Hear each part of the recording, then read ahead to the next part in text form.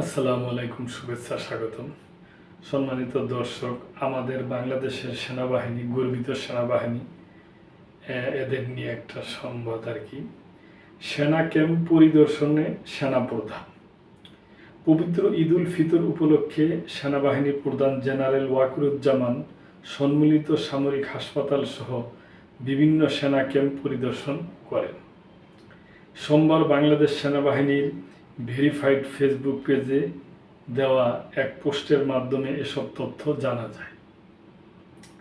Facebook পোস্টে বলা হয়, পবিত্র ঈদ উল ফিতর উপলক্ষে আজ সেনাবাহিনী প্রধান জেনারেল ওয়াকরুজ্জামান এসবিপি ও এসপি, এসজিপি, পিএসসি সম্মিলিত সামরিক হাসপাতাল ঢাকা সহ বিভিন্ন সেনা ক্যাম্প পরিদর্শন করেন। পরিদর্শনকালে তিনি সব সেনা সদস্যদের সঙ্গে ঈদ শুভেচ্ছা ও কুশলাদি বিনিময় করেন এবং প্রীতিভোজে অংশগ্রহণ করেন। এছাড়া সেনাপ্রধান সম্প্রতি ভাসানটেকে অগ্নিকাণ্ডে ক্ষতিগ্রস্ত পরিবারের মাঝে ঈদ উপহার প্রদান করেন। তো দর্শক, এটা ছোট্ট একটা সংবাদ। আমাদের সেনাবাহিনীর প্রধান উনি বিভিন্ন ক্যাম্প এবং সেনা হসপিটালে পরিদর্শন করছেন এবং বিভিন্ন ভোজে অংশ নিয়েছেন।